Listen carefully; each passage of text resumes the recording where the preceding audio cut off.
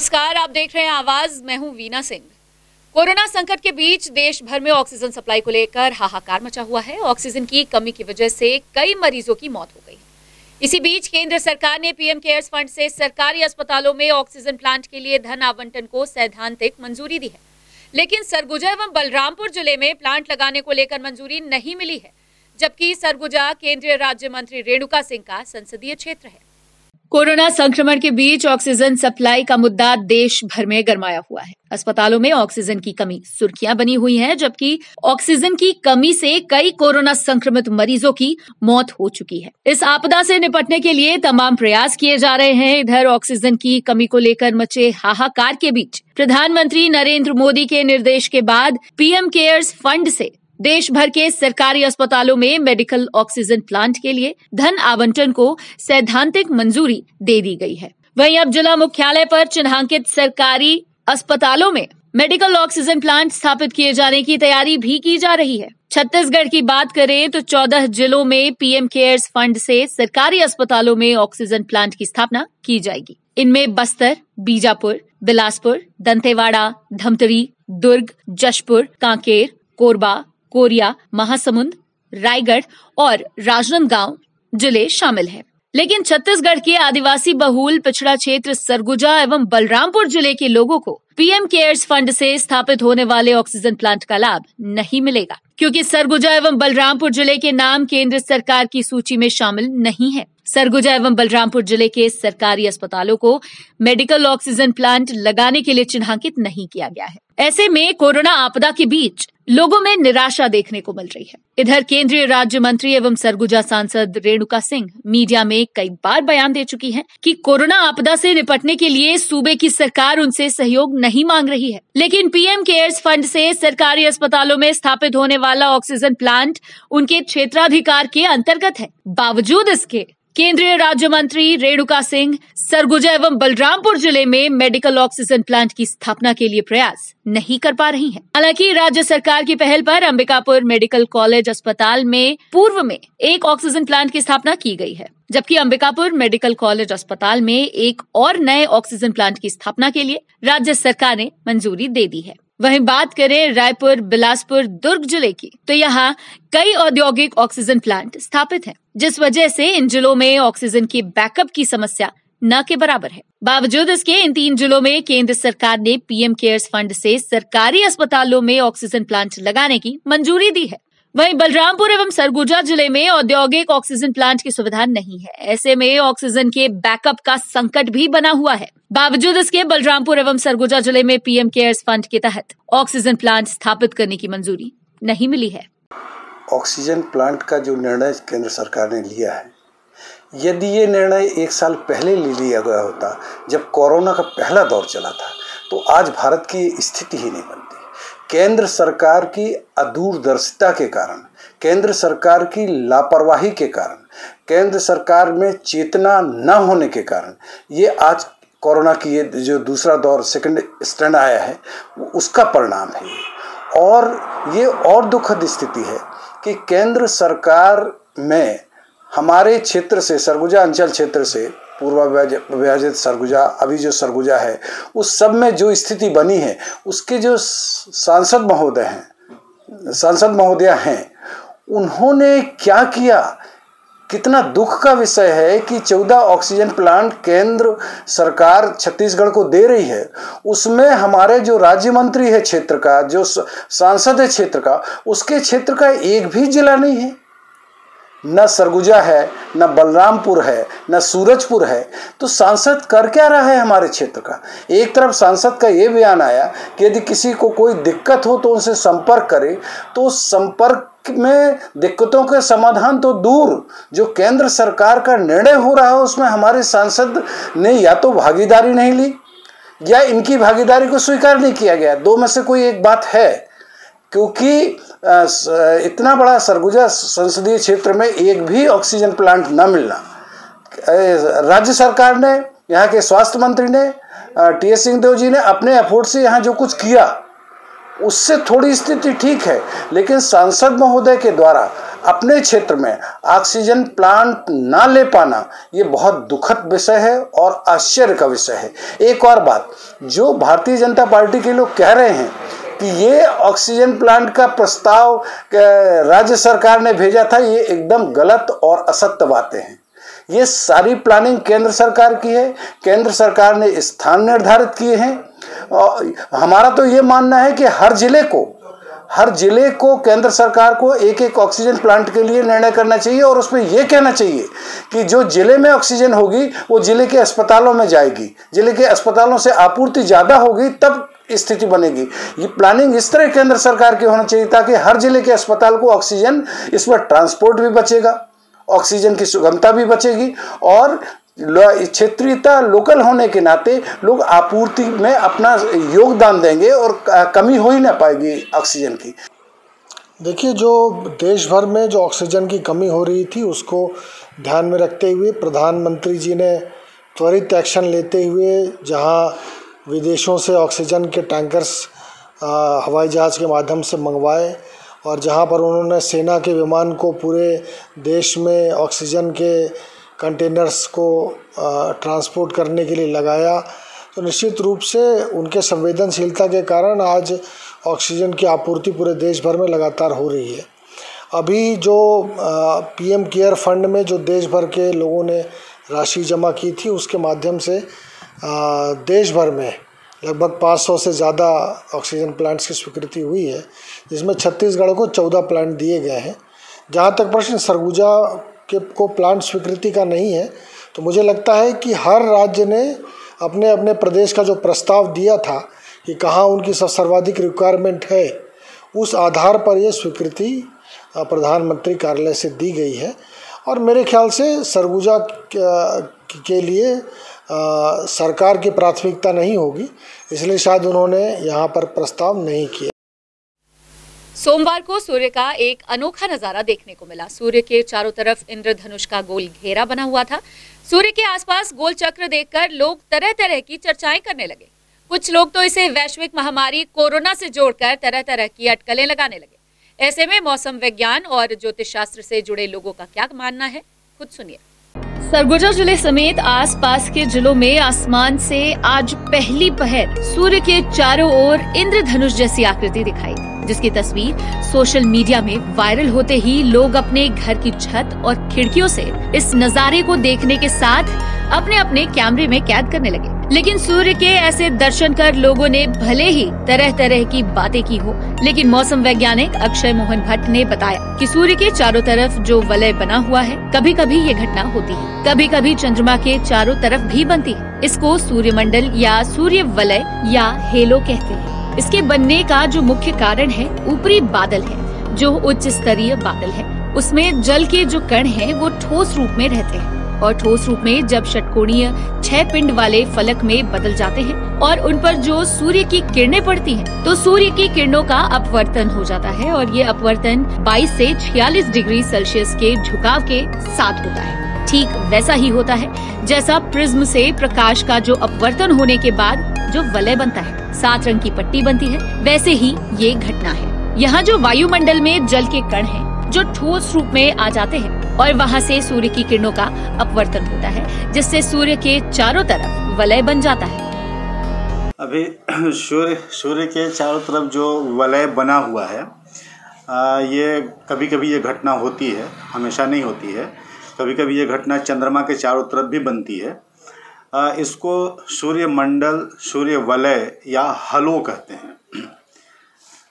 इसके बनने का जो मुख्य कारण है कि जो ऊपरी बादल हैं, ऊपर मतलब उच्च स्तरीय बादल हैं, ऊंचाई वाले बादल होते हैं, उसमें जल के जो कण हैं वो ठोस रूप में रहते हैं और ठोस रूप में जब वो षटकोणीय 6 फलक वाले पिंड में बदल जाते हैं और उन पर जब सूर्य की किरणें पड़ती हैं तो उन सूर्य की किरणों का अपवर्तन हो जाता है और ये अपवर्तन 22 से 46 डिग्री सेल्सियस के झुकाव के साथ होता है। ठीक वैसा ही होता है जैसे हम लोग अपने स्कूल में पढ़े हैं, प्रिज्म से प्रकाश का जो अपवर्तन होने के बाद वलय बनता है पट्टी बनती थी, 7 रंग की पट्टी बनती, इंद्रधनुषी पट्टी बनती है, वैसी ही घटना है ये। यहाँ पे वायुमंडल में जो जल के कण हैं वो ठोस रूप में आ जाते हैं और वहाँ से सूर्य की किरणों का अपवर्तन होता है, जिससे थोड़ी देर के लिए सूर्य के चारों तरफ वलय बन जाता है।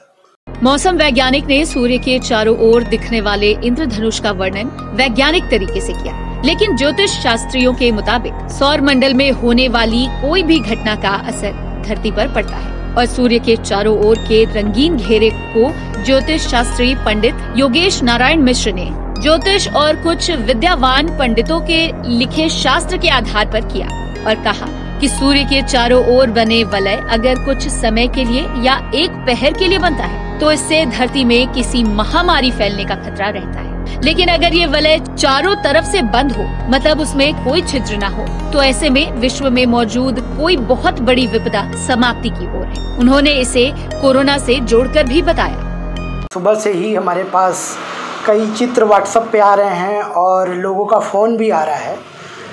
ज्योतिष शास्त्रों में किसी भी इस ब्रह्मांड में कोई भी घटना घटित होती है तो उसका कुछ न कुछ फल प्रतिफल ब्रह्मांड की घटना का अपने इस पृथ्वी पर कुछ न कुछ प्रभाव देखने को मिलता है। तो ये जो इस पे एक वलय की आकृति दिखलाई पड़ रही है, तो वलय की आकृति को परिवेश कहा जाता है। ज्योतिष के निमित्त शास्त्र के ग्रंथों में, निमित्त शास्त्र का ग्रंथ ज्योतिष के ब्रह्मांड के बारे में, गोचर के बारे में बताने वाला ग्रंथ है। एक ऐसा ही ग्रंथ बृहत संहिता और भद्रबाहु संहिता है। भद्रबाहु संहिता के 4th अध्याय में इसका अच्छा वर्णन पढ़ने को मिला और उसमें यह स्पष्ट है कि जब इस तरह की पूर्ण वलय की कृति दिखलाई पड़ती है और अगर यह कुछ समय दिखलाई पड़े तो उसका फल अलग है, और अगर दिन भर दिखलाई पड़े तो इसका फल अलग है। और यह मैं समझता हूँ कि अभी सूर्य के चारों ओर यह वलय दिखलाई नहीं पड़ रहा। सूर्योदय के आसपास कुछ घंटे तक ही यह दिखलाई पड़ा, लगभग 10-11 बजे आसपास एक प्रहर लगभग दिखलाई पड़ा। उसका फल देखिए इस रूप में भद्रबाहु संहिता में एक श्लोक आया है कि अंशुमाली यदा तु स्यात् परिवेशः समन्ततः तदा सुपराष्टस्य देशस्य रुजमादितः, कि सूर्य का परिवेश यदि सूर्य के चारों ओर हो तो नगर और राष्ट्र अथवा देश और मनुष्यों में एक महामारी फैलती है। तो उस महामारी का संकेत यह सूर्य का मंडल दिखला रहा है। लेकिन इस ग्रंथ में आगे और अध्ययन करने पर यह प्राप्त हुआ कि ऐसा अगर मंडल कहीं खंडित न हो तो वह आई हुई विपदाओं को भी रोकता है। इसलिए मैं समझता हूँ कि ज्योतिष इस कोरोना जैसी महामारी को यह सूर्य का वलय संकेत कर रहा है, और साथ ही इसका आवरण जो चमकीला दिखलाई पड़ रहा है, तो चमकीले आवरण के चलते और ये कुछ समय के लिए दिखलाई पड़ रहा है, इसका अर्थ हम ज्योतिष में इस रूप में ले सकते हैं कि यह अब धीरे धीरे समाप्ति के कगार पर है। बहरहाल ज्योतिष और मौसम की ज्ञाता का अपना अपना तर्क हो सकता है, लेकिन आज जिले के आसमान में सूर्य के चारों ओर बने रंगीन गोले ने कुछ ही समय के लिए ही सही लोगों को इस कोरोना काल में थोड़ा मौज मस्ती करने का मौका जरूर दिया है। अंबिकापुर आवाज के लिए सोनू केदार की रिपोर्ट। सरगुजा जिले में जिस रफ्तार से रोजाना कोरोना संक्रमित मरीजों की संख्या में इजाफा हो रहा है, अस्पतालों में भी ऑक्सीजन बेड की कमी पड़ने लगी है। इन हालातों से निपटने के लिए मेडिकल अस्पताल प्रबंधन अब बेड की संख्या बढ़ाने का प्रयास कर रहा है। सरगुजा जिले में लॉकडाउन लगे 13 दिन का वक्त गुजर चुका है। बावजूद इसके सैकड़ों की संख्या में रोजाना मरीज मिल रहे हैं, जबकि हर रोज कोरोना से संक्रमित मरीजों की मौत भी हो रही है। अंबिकापुर मेडिकल कॉलेज अस्पताल हो या फिर निजी अस्पताल, हर जगह बेड की कमी पड़ने लगी है। गंभीर मरीजों की वजह से स्वास्थ्य विभाग की चिंताएं भी बढ़ी हैं। आलम यह है कि ऑक्सीजन बेड की कमी होने के चलते मरीज अस्पतालों के चक्कर काट रहे हैं।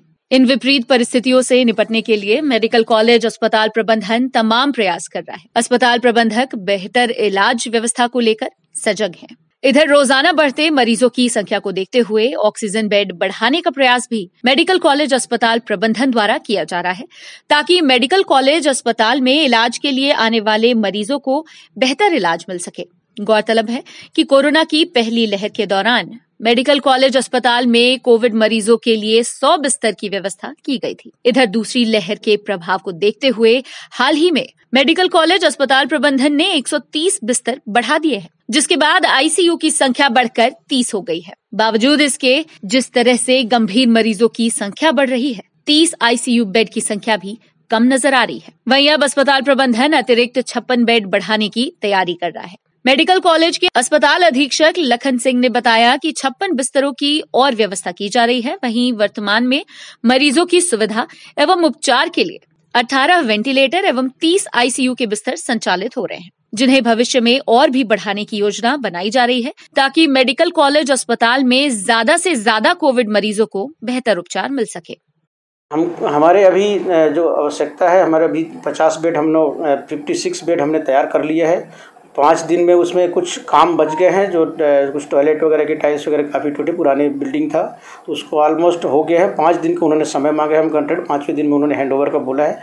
हम लोग 56 जनरल बेड एवं उसके बाद अगला 20 बेड एक और आईसीयू, हमने अभी 30 बेड आईसीयू शुरू कर दिए हैं। 20 बेड और आईसीयू, टोटल 50 बेड हमारा संचालन करने का है। यदि आवश्यकता पड़ी तो हम 20 बेड और भविष्य में एक प्लान करेंगे, अभी से प्रपोजल बना रहे हैं।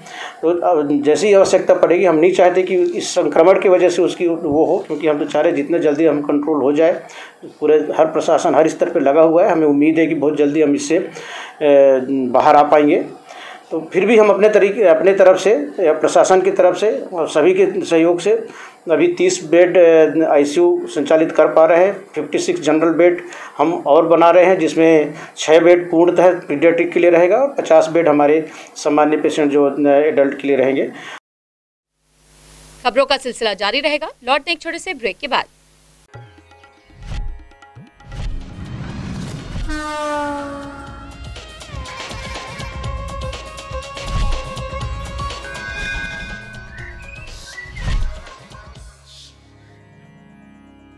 वीएम इंटरनेट सर्विस शहर का सबसे सस्ता high speed fibre internet service. 100 MBPS मात्र 700 रुपए में विद टैग। तो चाहे वर्क फ्रॉम होम हो या ऑनलाइन क्लास, याद रखें वीएम इंटरनेट सर्विस। अधिक जानकारी के लिए संपर्क करें Vande Mahamaya cable network. VM internet service, Alaknanda complex, प्रथम तल, अग्रसेन चौक, अंबिकापुर, सरगुजा। Mobile number 9111785555 7440765555।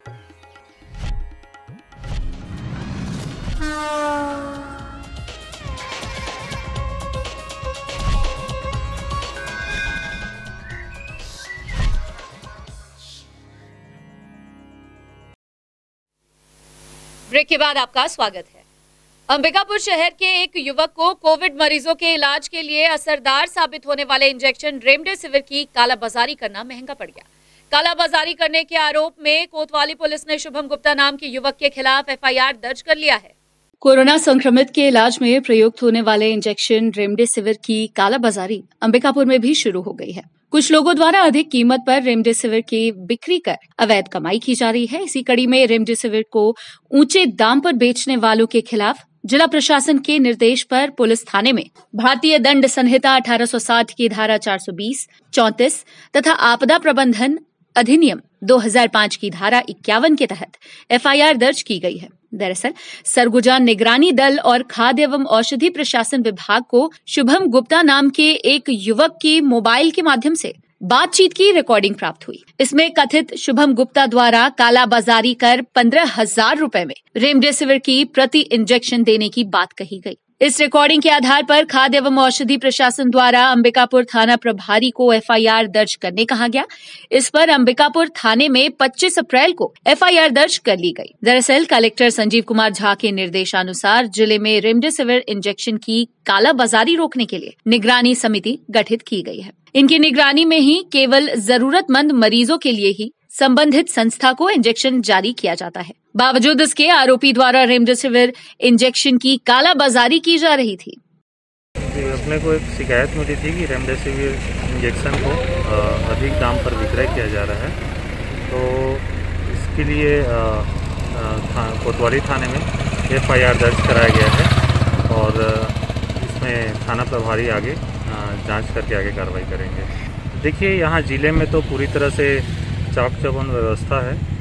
सीधे दवाई जो है संबंधित हॉस्पिटलों को जहाँ कोविड के मरीज भर्ती किए गए हैं वहाँ भेजा जा रहा है। तो यहाँ से तो सवाल ही नहीं उठता कि उनको कोई हो सकता है ये अन्य राज्य या कहीं और से उनको मिला हो रेमडेसिविर, और एक्चुअल में ये जांच में पुष्टि हो पाएगी कि उनके पास है भी कि नहीं। रिकॉर्डिंग में उन्होंने बताया है कि वो अधिक दाम पर विक्रय कर देंगे, लेकिन अभी इसकी पुष्टि नहीं हुई तो जांच में ही। सरगुजा जिले की गांधीनगर पुलिस को बड़ी सफलता हाथ लगी है। पुलिस की टीम ने मुखबिर की सूचना के आधार पर ब्राउन शुगर बेचते एक युवक को गिरफ्तार किया है। आरोपी के खिलाफ पुलिस ने NDPS एक्ट के तहत कार्यवाही कर उसे जेल भेज दिया है। सरगुजा जिले में नशे के सौदागरों के खिलाफ पुलिस ने अभियान छेड़ दिया है। नशे का गोरख धंधा करने वाले लोगों के खिलाफ पुलिस लगातार कार्यवाही कर रही है। इसी कड़ी में गांधीनगर पुलिस एवं स्पेशल टीम को बड़ी सफलता हाथ लगी है। पुलिस की टीम ने ब्राउन शुगर के साथ एक युवक को गिरफ्तार किया है। दरअसल पुलिस को मुखबिर से सूचना मिली कि ग्राम सरगवा स्थित मंचलीपारा में एक युवक नशे का कारोबार कर रहा है। सूचना मिलते ही पुलिस की टीम ने आरोपी युवक को पकड़ने मौके पर दबिश दी। वहीं जब पुलिस ने आरोपी को घेराबंदी कर धर दबोचा तो तलाशी के दौरान उसके पास से 11 ग्राम ब्राउन शुगर पुलिस ने बरामद किया, जिसकी कीमत लगभग 1 लाख रुपए बताई जा रही है। इधर पूछताछ के दौरान आरोपी की शिनाख्त विजय कुमार सिंह के रूप में हुई है। फिलहाल गांधीनगर पुलिस आरोपी युवक के खिलाफ NDPS एक्ट के तहत कार्यवाही कर उसे न्यायिक रिमांड में पेश करने के बाद जेल भेज चुकी है। सरगुजा जिले में रोजाना बढ़ रहे कोरोना मामलों के बीच जिले के लोगों के लिए राहत भरी खबर है। दरअसल कई दिनों बाद रविवार को संक्रमित मरीजों की संख्या में कमी आई है। रविवार को जिले में 325 नए कोरोना संक्रमित मरीज मिले हैं। राहत की बात यह है कि पिछले 3 दिनों के मुकाबले संक्रमित मरीजों की संख्या 400 के नीचे दर्ज हुई है। हालांकि अंबिकापुर शहर की स्थिति यथावत बनी हुई है। रविवार को शहर में 226 मरीजों की पहचान हुई है। वहीं बतौली में 5, लखनपुर 34, लुंड्रा 7, मैनपाट 5, सीतापुर 42 और उदयपुर में 6 मरीज मिले हैं। आपको बता दें कि सरगुजा में अब तक कुल 12,600 मरीज कोरोना से जंग जीत चुके हैं। वक्त है एक और छोटे से ब्रेक का, जल्द लौटते हैं।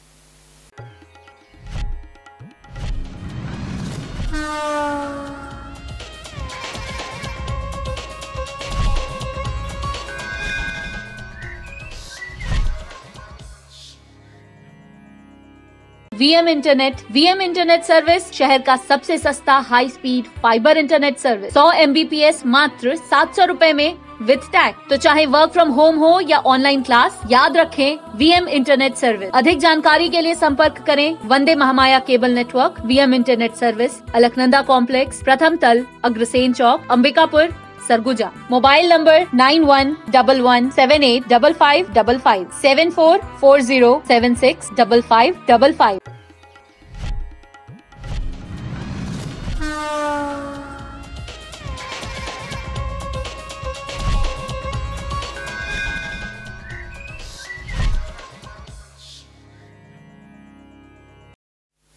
ब्रेक के बाद आपका स्वागत है। बढ़ते हैं अगली खबर की ओर। अंबिकापुर मेडिकल कॉलेज अस्पताल प्रबंधन ने कोविड वार्ड में रहकर मरीजों की देखरेख करने वाले अटेंडर्स पर रोक लगा दी है। दरअसल ये अटेंडर्स कोरोना कैरियर का काम कर रहे थे। इस वजह से अस्पताल प्रबंधन को ये फैसला लेना पड़ा। वहीं अस्पताल प्रबंधन ने मरीजों की देखरेख के लिए प्रशासन से चतुर्थ वर्ग कर्मचारियों की मांग की है।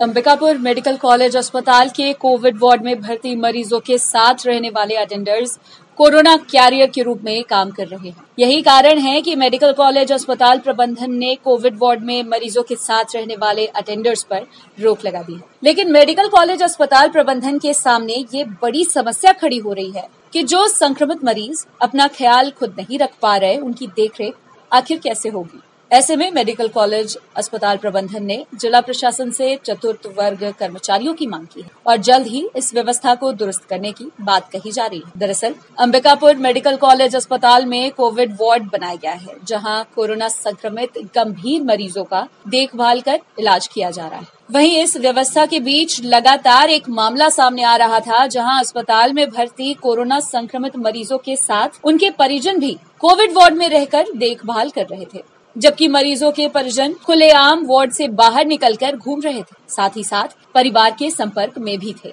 मरीज के परिजनों की इस लापरवाही की वजह से संक्रमण फैलने का और भी खतरा बना हुआ था। इधर मेडिकल कॉलेज अस्पताल प्रबंधन भी मान रहा है कि कोविड वार्ड में जो लोग मरीज के साथ रह रहे हैं वे लोग कोरोना के कैरियर के रूप में काम कर रहे थे। इस गंभीर मामले के सामने आने के बाद मेडिकल कॉलेज अस्पताल प्रबंधन ने कोविड वार्ड में मरीजों के अटेंडर्स के रहने पर रोक लगा दी। वहीं अब अस्पताल प्रबंधन इस समस्या को दूर करने के लिए जिला प्रशासन से 16 चतुर्थ वर्ग कर्मचारियों की मांग कर रहा है ताकि कोविड वार्ड में भर्ती मरीजों की देखरेख की जा सके। साथ ही साथ कर्मचारियों की समस्या से जूझ रहे अस्पताल प्रबंधन की परेशानी भी कम हो सके। सर्वप्रथम तो मैं बताना चाहूँगा कि जो परिजन है ये जो कोरोना के मरीज हैं ये अलग तरह की इन्फेक्शियस डिसीज है।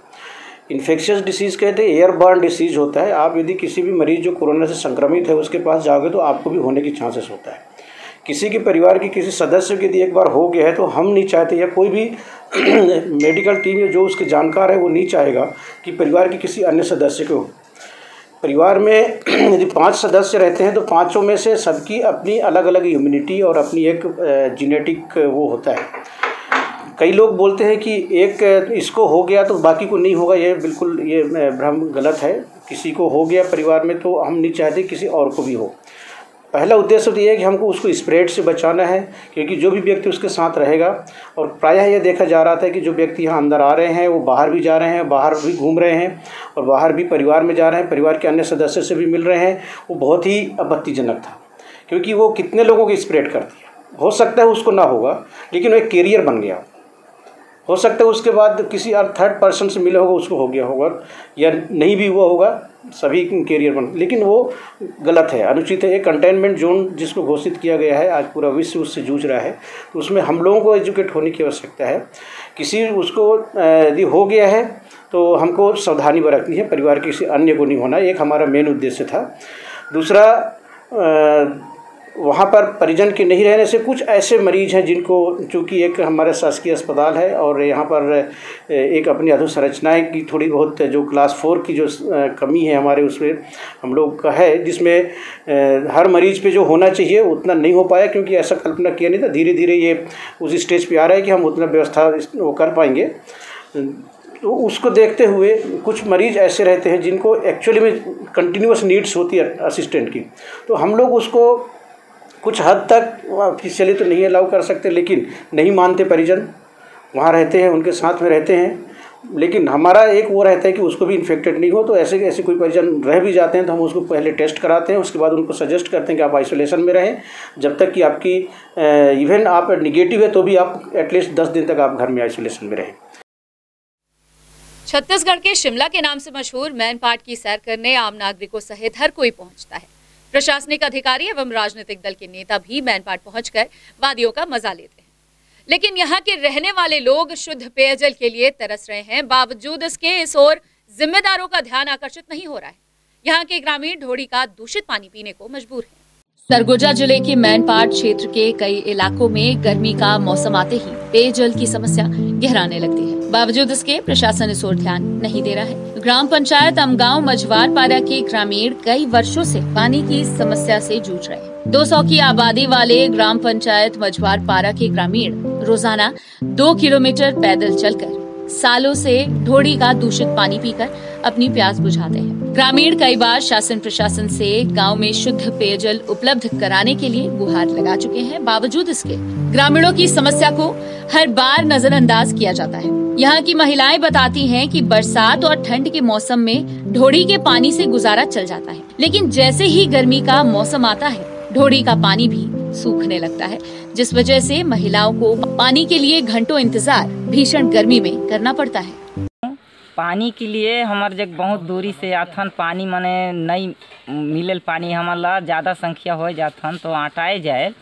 अब ये दुख के चलते हमन ये सब कुछ ला सोच के सब परिवार मने हमारा दुखी है। 1-1.5 किलोमीटर से आथन, अगर इकट्ठा हो जाथन कुआं में तो पानी हरिदी हटाए जाए तो हमन देखा होथन। या नहाए का सुविधा है ना तो या पिए के सुविधा है। ये सब विपत हमर, अब हमार उम्र भी चलेगी, ये समय में पानी भी नहीं दिया तो हमन ला का मतलब है। ये दुखी कब हमार हारन होगी। 2 किलोमीटर से आते हैं पानी लेने, अब ये ढोड़ी का पानी पी रहे हैं। कभी मतलब वो पानी मतलब सूख जाता है, पानी नहीं मिलता है।